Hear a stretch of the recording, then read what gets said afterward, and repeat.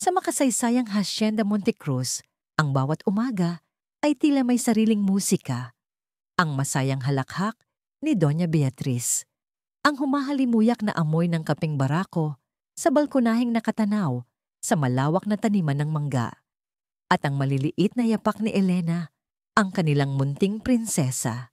Ito ang bumubuo sa ritmo ng kanilang tahanan.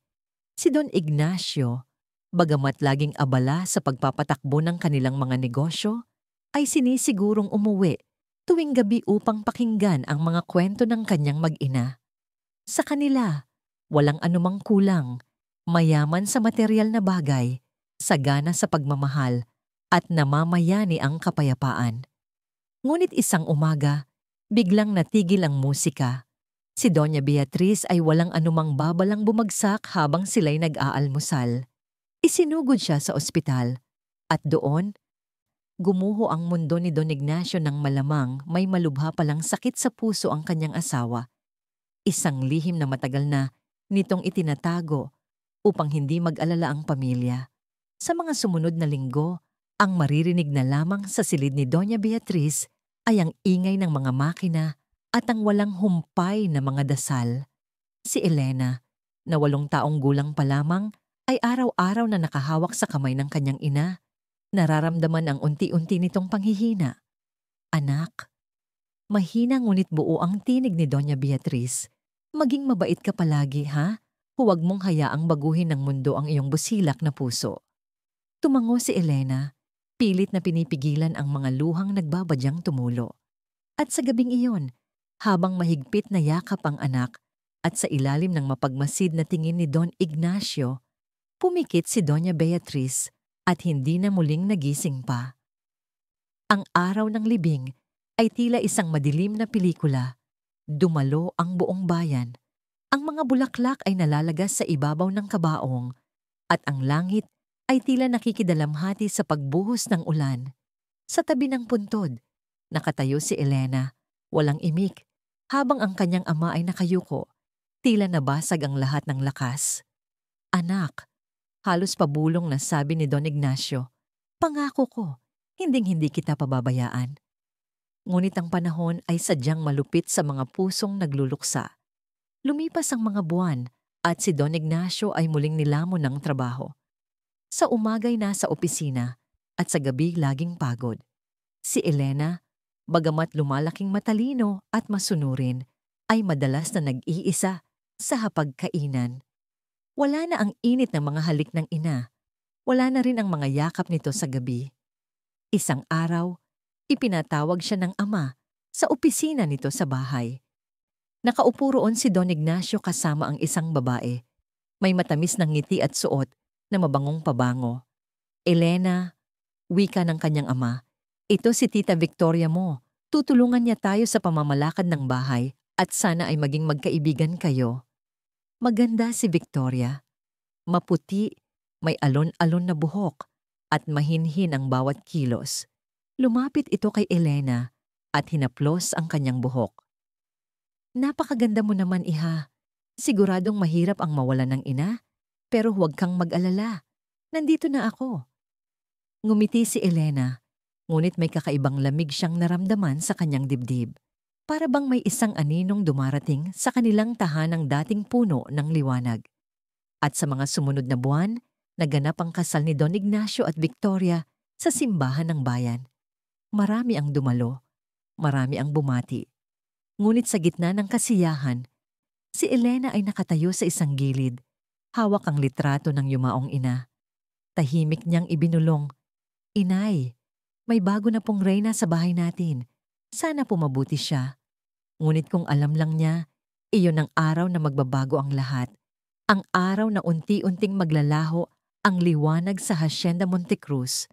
Ang kasal ni Don Ignacio at Victoria ay naging usap-usapan sa buong bayan. Isang marangyang seremonya sa lumang simbahan ng San Isidro. Si Victoria ay nakasuot ng pating trahe na kumikinang sa liwanag. Ang mga panauhin ay nagbubulungan. Ang swerte ni Don Ignacio, nakahanap agad ng bagong pag-ibig.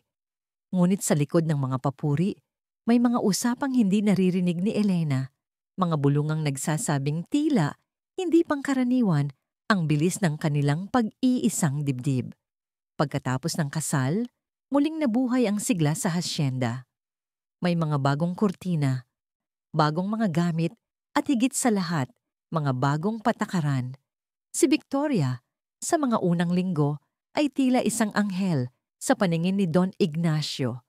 Lagi siyang naghahanda ng almusal, humahalik sa pisngi ng asawa, at nagpapakita ng kabutihan kay Elena. Elena, iha, kumain ka ng marami ha? Malambing niyang wika habang inilalagay ang mainit na tsokolate sa mesa. Gusto kong lumaki kang maganda at matalino tulad ng mama mo. Ngumiti si Elena. Salamat po, Tita Victoria. Ngunit sa kabila ng mga ngiti, may kakaibang kislap sa mga mata ni Victoria. Isang tingin na tila sumusukat, nagmamasid at nagbibilang.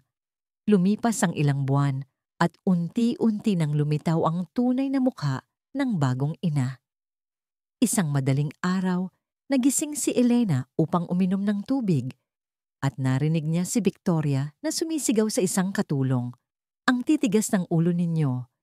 Akala ninyo kung sino kayo sa bahay na to.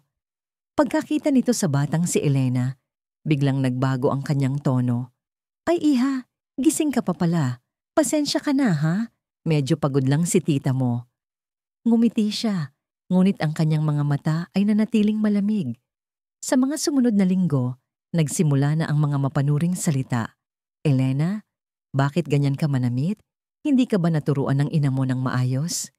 Elena, bakit lagi kang nasa kwarto? Baka naman tinatamad ka na sa mga gawaing bahay. At kapag sumasagot si Elena ng mahinahon, sinasabihan siyang bastos o walang respeto. Sa harap ni Don Ignacio, si Victoria ay ang perpektong asawa. Maasikaso, mapagmahal, at laging nag-aalala sa anak ng kanyang asawa. Ngunit kapag umaalis si Don Ignacio para sa negosyo, si Victoria ay nagiging ibang tao. Mapanlait, maramot, at mapangapi. Ginawa niyang tagalinis si Elena, pinapahiya sa harap ng mga kasambahay, at minsan ay pinapakain na lamang ng tira-tira. Kung hindi dahil sa akin, wala kang kakainin dito. Matuto kang magpasalamat. Minsan ay sigaw nito habang inihahagis ang tinapay sa harap ng bata. Tahimik lamang si Elena. Pupulutin ang tinapay at kakain ng walang imik. Ngunit pagsapit ng gabi, palihim siyang dumadalaw sa puntod ng ina at doon ibinubuhos ang kanyang mga luha. Inay, bakit po parang hindi na ako mahal ni Papa? Bakit po ganito? Ang hindi niya alam, sa mga panahong iyon, ang kanyang ama ay unti-unti na ring napapaikot ni Victoria.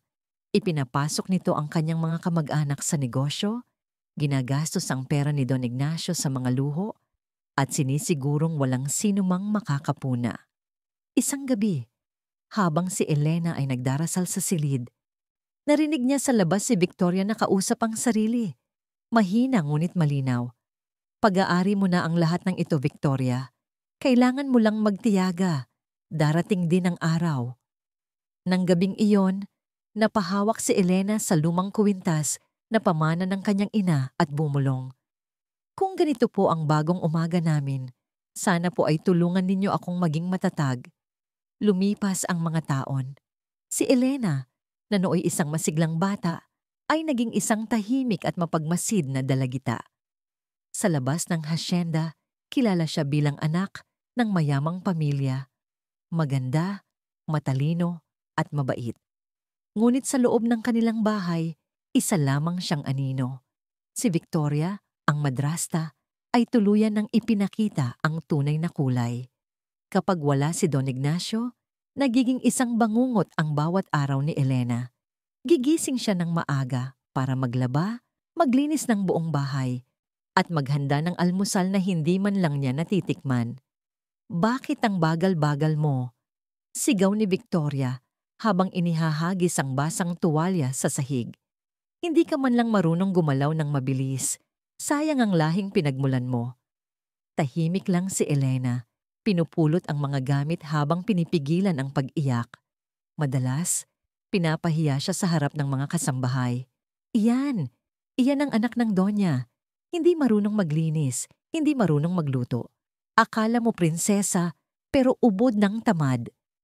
Tumatawa ang ibang katulong, hindi dahil gusto nila, kundi dahil sa takot na sila naman ang mapag-initan. Ang tanging kakampi ni Elena ay si Lola Consuelo, ang ina ni Don Ignacio. Madalas siyang lihim na tinatawag nito sa kwarto para pakainin ng maayos. Apo, wika ni Lola Consuelo, alam kong mahirap ang pinagdadaanan mo, pero huwag mong sayangin ang kabutihan mo. Huwag mong hayaang maging katulad ka niya. Tumango lang si Elena. Lola, gusto ko lang naman pong maging masaya si Papa. Darating ang panahon, makikita rin niya ang katotohanan. Sagot ng matanda, sabay haplos sa kanyang buhok. Ngunit habang lumilipas ang panahon, lalong tumitindi ang kasamaan ni Victoria. Isang araw, nahuli ni Elena ang madrasta na kumukuha ng pera mula sa kahadiyero ng kanyang ama. Tita, bakit po kayo? Hindi pa natatapos magsalita si Elena ng isang malakas na sampal ang dumapo sa kanyang pisngi. Huwag mo akong tatawaging tita. Wala kang karapatang magtanong sa akin. Isa kang walang utang na loob. Tumulo ang dugo sa labi ni Elena, ngunit hindi siya lumaban. Noong gabing yon, sinubukan niyang magsumbong kay Don Ignacio. Papa, si Tita Victoria po. May ginagawa siyang masama. Ngunit bago pa man niya matapos, biglang pumasok si Victoria. Umiiyak at hawak ang kanyang pisngi. Ignacio, sinampal ako ng anak mo. Wala na siyang respeto sa akin. Nagulat si Don Ignacio at sa unang pagkakataon, pinagalitan niya ng husto si Elena. Anak, hindi ko akalain na kaya mong gawin niyan. Walang nasabi si Elena kundi, hindi po totoo, Papa. Ngunit hindi na siya pinakinggan pa. Mula noon, natutunan niyang itikom na lamang ang kanyang bibig at itago ang sakit sa puso. Ang tanging naging libangan niya ay ang pag-aaral. Sa paaralan, doon lamang siya nagiging malaya. Doon siya si Elena na puno ng pangarap, hindi si Elena na alipin sa sariling pamamahay. Sa bawat pagluha, sa bawat insultong tinatanggap niya, iisa lang ang kanyang dalangin sa Diyos tuwing gabi. Panginoon, tulungan niyo po akong makaahon sa impyernong ito. Hindi ko po hiling na maparusahan siya. Hinihiling ko lang po na makita ni Papa ang katotohanan. Hindi pa alam ni Elena, sa mga panahong iyon, may parating na malaking pagbabago at magsisimula iyon sa paghina ng taong tanging sandigan niya, ang kanyang ama. Isang malamig na umaga sa Hacienda Montecruz, unang napansin ni Elena ang kakaibang kulay sa balat ng kanyang ama. Maputla ito, tila laging pagod, at madalas umubo na may kahirapang huminga. Papa, baka po dapat kayong magpatingin sa doktor, sabi niya nang may pag-aalala. Ngumiti lamang si Don Ignacio, pilit na ipinapakitang malakas pa. Wala ito, anak. Pagod lang siguro sa negosyo. Ngunit ilang linggo pa ang lumipas, bumagsak siya sa gitna ng opisina. Isinugod siya sa ospital at doon, ipinahayag ng doktor ang malupit na katotohanan. May malubha siyang sakit sa baga na halos wala ng lunas. Mula noon, tuluyang nanghina si Don Ignacio. Hindi na siya madalas makalabas ng bahay at unti-unti si Victoria na ang humawak sa lahat ng negosyo. Lahat ng utos, lahat ng galaw, dumadaan na sa kanya. Isang gabi, ipinatawag ni Don Ignacio si Elena sa kanyang silid. Nakahiga siya, maputla, ngunit mahinahon ang tinig. Anak, patawad kung hindi kita nagawang protektahan noon. Ngayon ko lamang napagtanto kung gaano kita napabayaan. Umiyak si Elena at hinawakan ang kamay ng ama. Papa, huwag po kayong magsalita ng ganyan. Lalakas pa po kayo. Mapait na ngumiti si Don Ignacio. Gusto kong may ipagbilin sa iyo, anak. Kapag ako'y nawala, tandaan mong ikaw ang tunay na tagapagmana ng lahat ng ating pinaghirapan. Nakausap ko na si Attorney De Leon. Isusulat niya ang aking huling habilin at testamento. Lahat ng negosyo, lahat ng lupa, sa iyo iyon. Anak, tumango si Elena, ngunit may kaba sa kanyang dibdib. Sa likod ng bahagyang nakaawang na pinto, naroon pala si Victoria, tahimik na nakikinig. Sa mga mata niya, kumislap ang apoy ng kasakiman. Kinabukasan, dumating si Attorney De Leon upang iproseso ang testamento. Naroon si Don Ignacio, si Elena, at si Victoria. Tahimik ang proseso, formal at legal. Ngunit habang nilalagdaan ni Don Ignacio ang mga dokumento, napansin ni Victoria ang susi sa kahadiyero kung saan itinago ang orihinal na kopya. Sa loob ng kanyang isipan, nagsimulang mabuo ang isang masamang plano. Lalong lumala ang kalagayan ni Don Ignacio. Hindi na siya makabangon at hirap ng magsalita. Madalas, si Victoria ang nag-aalaga at laging itinataboy palayo si Elena. "Huwag kang istorbo, Elena. Hayaan mong ako ang mag-alaga sa ama mo." Sigaw ng madrasta. Ngunit tuwing gabi, palihim na pumapasok si Elena sa silid ng ama. Pinupunasan niya ito, binabasahan ng dasal, at binubulong ang mga salitang ayaw niyang marinig ni Victoria. "Papa, mahal na mahal ko po kayo. Huwag po kayong bibitaw, ha?" Hanggang sa isang umaga, nagising si Elena sa tunog ng mga hagulgol. Tumakbo siya sa silid ng ama. Naroon si Victoria, umiiyak ngunit walang mga luha. Wala na siya. Bulong nito habang pinupunasan ng mata gamit ang panyo. Napatigil si Elena. Bumagsak ang kanyang katawan at niyakap ang malamig na bangkay ng kanyang ama. Sa unang pagkakataon, umalingaw-ngaw sa buong hasyenda ang sigaw ng isang batang matagal nang natutong manahimik. Sa pagpanaw ni Don Ignacio, tuluyang gumuho ang huling haligi ng mundo ni Elena. Ang hindi niya alam, pati ang huling kalooban ng kanyang ama ay wawasakin ng kasakiman. 3 araw matapos mailibing si Don Ignacio, nanatiling tahimik at malamlam ang buong Hacienda Montecruz. Sa bawat sulok, may bakas ng kanyang pagkawala. Ngunit sa kabila ng pagdadalamhati, may isang taong tila hindi lubos na nalulungkot. Si Victoria, bagamat umiiyak sa harap ng mga bisita, ay palihim na nakangiti kapag nag-iisa. 1 linggo matapos ang libing, ipinatawag ni Attorney De Leon ang pamilya upang basahin ang huling habilin at testamento ni Don Ignacio. Sa opisina, nakaupo si Elena sa isang sulok, tahimik at kinakabahan. Katabi niya si Victoria, maayos ang bihis at may ngiting tila may lihim na nalalaman. Binuksan ng abogado ang folder.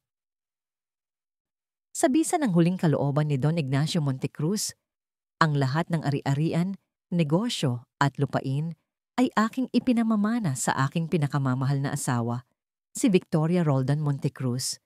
Tila tinamaan ng kidlat si Elena. Napatayo siya. "Ano po? Imposible po iyan. Sinabi po ni Papa na ako ang tagapagmana." Kalmado lamang si Victoria. Kunwari, nagulat din. "Anak, hindi ko rin alam. Siguro'y nagbago ang isip ng ama mo. Baka naisip niyang hindi mo pa kaya ang ganoong responsibilidad." Lumapit si Elena sa abogado, nanginginig. "Attorney De Leon, totoo po ba yan? Iyan po ba ang testamentong ginawa ninyo?" Napaiwas ng tingin ng abogado, halatang naguguluhan din. "Iyan ang dokumentong ipinasa sa akin ni Ginang Montecruz 1 araw bago pumanaw ang iyong ama. May pirma ng Don at notaryado." Nanamlay si Elena. Sa loob ng kanyang dibdib, nagsalubong ang sakit, takot at galit. Nakita niya ang pekeng awa sa mga mata ni Victoria. Ngunit sa likod nito ay ang malinaw na ningning ng tagumpay. Pag-uwi sa hasyenda, dumiretso si Elena sa silid ng ama. Binuksan niya ang lumang aparador, hinahanap ang anumang maaaring maging palatandaan. At doon niya nakita ang isang sobre na may sulat kamay ng ama. "Para kay Elena, huwag mong ipagkakatiwala ang lahat." Ngunit nang buksan niya ito, wala na itong laman. "Hinahanap mo ba ang laman niyan?" Isang malamig na tinig mula sa pintuan. Si Victoria. "Nasaan ang mga papeles ni Papa?" Ngumiti si Victoria, isang mabagal at mapanuksong ngiti. "Kung matalino ka, sana hindi mo na kailangang magtanong. Pero alam mo, Elena, ganito talaga ang buhay. Hindi lahat ng anak ay pinagpapala." Lumapit siya, Idinikit ang labi sa tainga ng dalaga at bumulong. Lahat ng ito, akin na. Hindi nakapagsalita si Elena. Umiiyak siyang tumakbo palabas hanggang sa marating niya ang puntod ng kanyang ama. Lumuhod siya roon. Yakap-yakap ang lupa at sumigaw, "Papa, bakit po? Bakit niyo po hinayaang mangyari to?" Ngunit sa halip na sagot, tanging ang ihip ng hangin ang tumugon. At sa katahimikan ng gabi, ipinangako ni Elena sa kanyang sarili na hindi siya titigil hanggat hindi niya nalalaman ang katotohanan. Sa unang pagkakataon, napalitan ng apoy ang kanyang mga luha. Hindi na muling umiyak si Elena. Sa halip, nagsimula siyang kumilos. Sa ilalim ng mahinhing anyo, dahan-dahan niyang binuo ang plano upang ibunyag ang katotohanan. Una niyang pinuntahan si Attorney De Leon. "Attorney, naniniwala akong may nangyari sa mga dokumento ni Papa. Alam kong sa akin niya iniwan ang lahat." Nag-alinlangan ang abogado, ngunit nakita niya ang determinasyon sa mga mata ni Elena. "Elena, noong huling araw bago pumanaw ang iyong ama, tumawag siya sa akin. Sabi niya, personal niyang ibibigay ang orihinal na kopya, pero hindi na siya umabot. Ang dokumentong hawak ni Victoria ang natanggap ko. Kung ganoon, kailangan kong hanapin ang orihinal." Mariing sagot ni Elena. Sa tulong ng isang kaibigan sa kolehiyo na nag-aaral ng forensics, ipinasuri niya ang pirma sa testamentong hawak ni Victoria. Makalipas ang ilang araw, dumating ang resulta. Palsipikado. Ang lagda ni Don Ignacio ay ginaya lamang. Habang lumalalim ang kanyang investigasyon, mas maraming lihim ang nabubunyag. Lumapit sa kanya ang isang dating kasambahay na sinisanti ni Victoria. "Senyorita Elena," pabulong nitong sabi, "ako po mismo ang nakakita. Kinuha ni Madam Victoria ang laman ng kahadeyero ni Don Ignacio noong gabing bago siya pumanaw." Doon, tuluyang nanindig ang balahibo ni Elena. Ang mga piraso ng palaisipan ay nagsimulang magtugma. Muli niyang kinausap si Attorney De Leon. "Kung may kopya pa po kayo ng draft ng testamento, baka po iyon ang magpapatunay." Sa paghalungkat ng abogado sa mga lumang papeles, isang makapal na sobre ang kanyang nakita. Sa loob nito, nakasulat, "Huling habilin, draft copy, A. Monte Cruz." Nang buksan nila, malinaw ang nakasaad, pirmado ni Don Ignacio. "Lahat ng aking pag-aari, negosyo at lupain ay ipinamamana ko sa aking bugtong na anak, si Elena Montecruz. Ang aking asawa si Victoria ay bibigyan ko ng buwanang sustento bilang suporta." Napaupo si Elena, nanginginig ang mga kamay. "Ito na ang katibayan," bulong niya. Ngunit alam niyang mabigat na laban ang kakaharapin. Si Victoria ay makapangyarihan at may pera para manipulahin ang sistema. Sa tulong ni Attorney De Leon, nagsampa siya ng formal na kaso ng falsification of public documents at estafa laban kay Victoria. Laking gulat ng madrasta nang iabot sa kanya ang subina. "Ano to?" sigaw niya. "Ako, kakasuhan ng batang yon?" Sumagot si Attorney De Leon. "Hindi na po isang bata ang kaharap ninyo, Ginang Montecruz, kundi ang tunay na tagapagmana." Nagsimula ang paglilitis. Sa unang pagkakataon, nagharap sa korte ang inaakalang mahina at ang tusong mapagsamantala. Sa mga mata ni Elena, wala na ang bakas ng takot. Tanging determinasyon na lamang na ipaglaban ang karapatang inagaw sa kanya. At habang nagtatagpo ang kanilang mga mata, isang malamig na ngiti ang sumilay sa labi ni Elena. "Ngayon, tita, ako naman ang maniningil." Naging laman ng mga dyaryo ang pangalan ng mga Montecruz. Sa halip na ikahiya ito, hinarap ni Elena ang lahat. Ang layunin niya ay hindi paghihiganti, kundi hustisya. Sa korte, iprinisenta ni Attorney De Leon ang mga ebidensya, ang orihinal na draft, ang ulat ng forensic expert, at ang testimonya ng dating kasambahay. Unti-unting natunaw ang tapang ni Victoria. Sa gitna ng pagdinig, tumayo si Elena sa harap ng hukom at nagsalita habang nakatingin ng diretso sa madrasta. "Hindi ko kailanman hinangad ang yaman." Mahinahon niyang sabi. Ang gusto ko lang ay ang katotohanan. Lahat ng sakit, lahat ng pang-aapi, tiniis ko. Pero ngayon, hindi na ako ang batang kayang basta-basta tapakan. Hindi na ako tatahimik habang binabastos ang pangalan ng aking ama.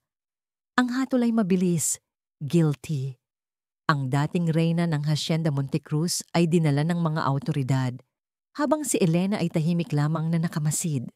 Walang ngiti ng tagumpay, tanging isang malalim na paghinga na tanda ng pagod sa mahabang laban. Makalipas ang ilang buwan, muling nabuksan ang hacienda. Sa ilalim ng pamumuno ni Elena, unti-unti niyang binuhay ang negosyo ng ama. Ngunit ngayon, may bago itong mukha. Isang kumpanyang nagbibigay ng tulong sa mga empleyado, scholarship sa kanilang mga anak, at may proyekto para sa mahihirap sa kanilang bayan. Isang araw, pinasyalan niya ang kulungan kung saan nakapiit si Victoria. Payat na ito at wala na ang dating karangyaan. "Bakit ka pa pumunta rito?" tanong ng madrasta. "Dahil gusto kong matapos ang lahat ng walang galit," sagot ni Elena. "Gusto kong malaman mong pinapatawad na kita." Natahimik si Victoria. Tumingin ito kay Elena at sa unang pagkakataon, umiyak ito ng totoo. "Patawarin mo ako, Elena. Pinagharian ako ng kasakiman."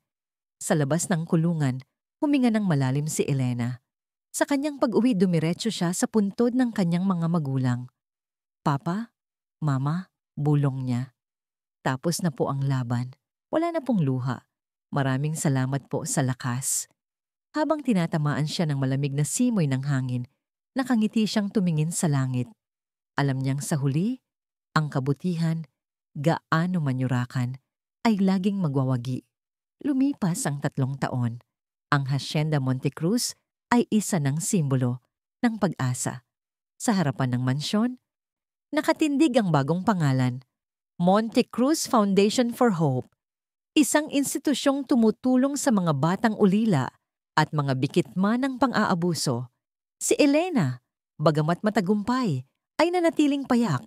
Isang araw, nakatanggap siya ng liham mula kay Victoria. "Salamat sa pagpapatawad mo. Ipagdasal mo sanang makalaya ako, hindi mula sa rehas, kundi mula sa konsensyang nilamon ng kasakiman." Pinikit ni Elena ang kanyang mga mata at nagdasal. Habang pinapanood niya ang paglubog ng araw sa kanyang hacienda, ramdam niya ang payapang katahimikan. Ang batang minsang inapi ay isa na ngayong babaeng marunong magpatawad.